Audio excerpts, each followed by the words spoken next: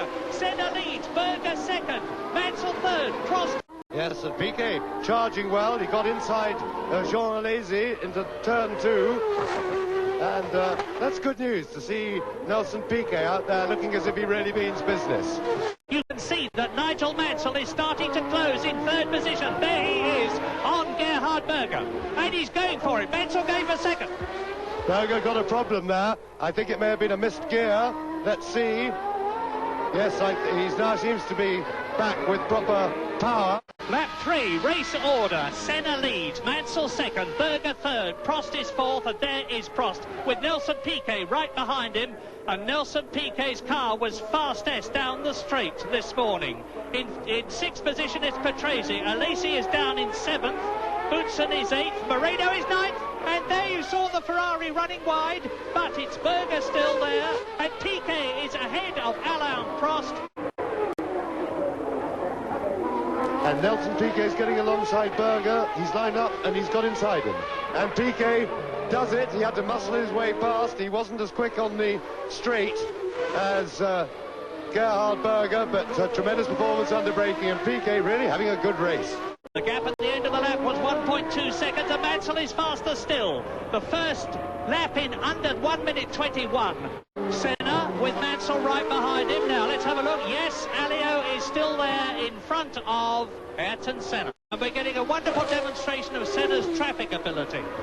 Yes, and Jean Alesi, and yes, and Senna's traffic ability has taken him now nearly 3.5 seconds clear of Nigel Mansell. Mansell's taken an awful beating in terms of time, and just as Ayrton Senna has been matching or beating records all through this season, and still had to match Jackie Stewart's great record of 27 wins and hadn't yet done so. It looks as though this is the race that it will happen, because Mansell has actually now lost touch effectively with the McLaren Honda of Ayrton Senna. It's Nigel Mansell ahead of, and look at the Benetton behind Mansell. My goodness. Nelson Pique right up with Nigel Mansell, and the gap was 7 seconds, so something very dramatic indeed has happened. All of a sudden, Nelson Pique is there. Maybe there was a spin by Nigel Mansell. Yes, I was grabbing the microphone off Murray just to say I think he must have had a spin, and there it is. So we didn't see it, but the cameras did. But Nelson Pique is underlining his comeback in 1990.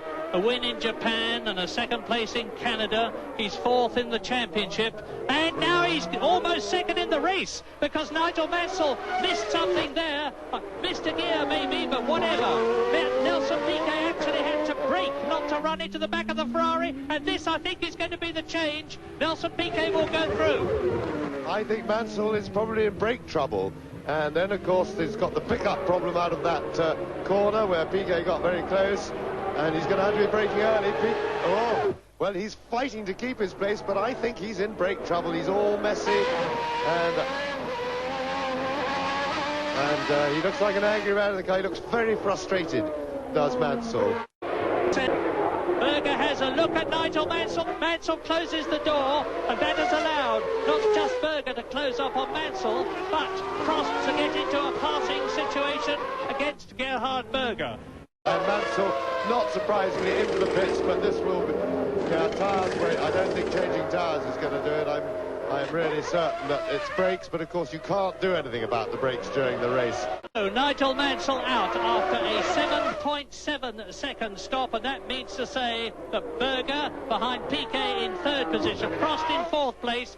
Nigel Mansell has rejoined in fifth position ahead of Thierry Boutsen, and Senna has lapped everybody up to Boutsen, who is in sixth position. Well, I must say, the Ferrari pit stop was very impressive indeed. I didn't see how long Mansell was actually stopped, but he only lost about 15 seconds on the road, and Berger is off!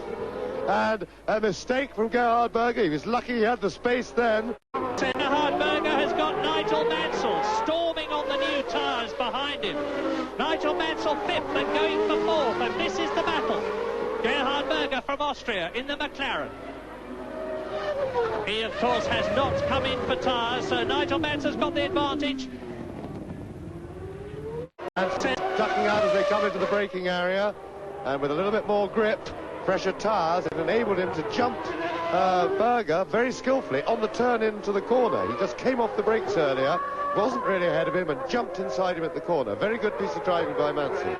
The new lap record for Nigel Mansell, so he's getting the bit back between his teeth on his fresh tyres.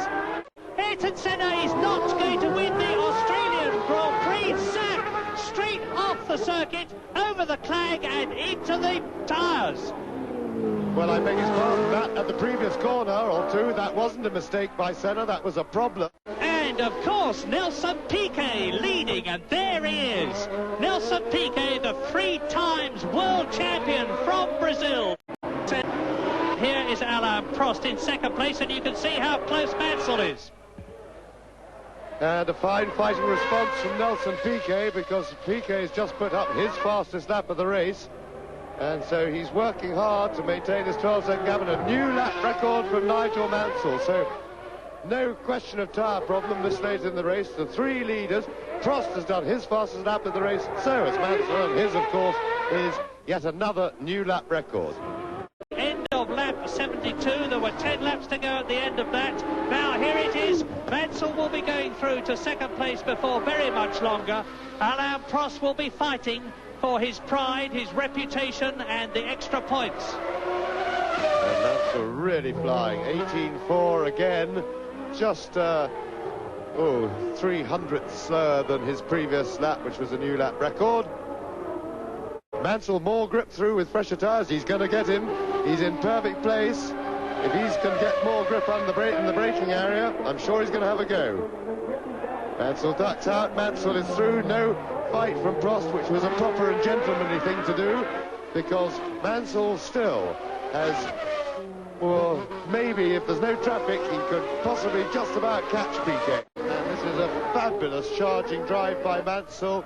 He's pumped full of adrenaline, there's no doubt. He's throwing the car around the circuit, over the curves. He's riding up the curves. Very well done. He's really on a high, there's no doubt about it. And he's driving quite beyond even himself in the lift there's get. And I saw some dust of somebody disappearing. It could be Pique, and yet it is. Nelson Pique's got off, and Mansell is right with him. Yeah, but look at this. Look at Mansell diving out from behind Griard, up behind the Benetton. He's within striking distance now. This is great stuff. Nigel Mansell can win the Australian Grand Prix. And that was Pique doing what I said he wouldn't. The pressure has got to him. Maybe he's out of practice, because Mansell now has a real chance to win. And this is the last lap. Pique through the S's. Now sweep left up to Wakefield Turn, the right-hander. 145 k's between. Up to East Terrington, the left-hander. 1 second separates Nelson Pique on the last lap of the Australian Grand Prix and Nigel Mansell. Yes, and 2 drivers really flying around right on the limit. A marvellous finish to what's been a very exciting race. Big, and a back marker in front. Now, can this help? And it's Modena, who we know is quick on the straight. But Mansell is not really close enough. But he's going to get a double toe, because those cars side by side give him an even bigger hole in the air, but I don't think he'll do it. And, oh, he's having a go! Oh, well, it's no problem, but it means, and he was right. He had to have a go there. He was, Pique, I'll be glad he didn't take him off, because they weren't far from contact, and Mansell was highly committed, but easy second place for Mansell, no problem at all. But here we see it again. Now Mansell takes the opportunity and only just stops enough to avoid Nelson. So Nelson Pique wins. I was very comfortable in 10 seconds in the front, and I got 2 big traffics in the 2 laps in the road, and Nigel closed about 4 seconds after that. And after that, I tried to overtake people, make my tires a little bit dirty. I went straight to one of the corners, and Nigel closed up the rest. And after that, I started to go like hell. I braked a bit heavier because I didn't want to go into Nelson at the end, because we had the last 6 laps really good, hard. And he just ended up real good. I tried just in case he was going to be a little wide, because on a couple of corners previous he ran a little wide. And I was just checking every eventuality.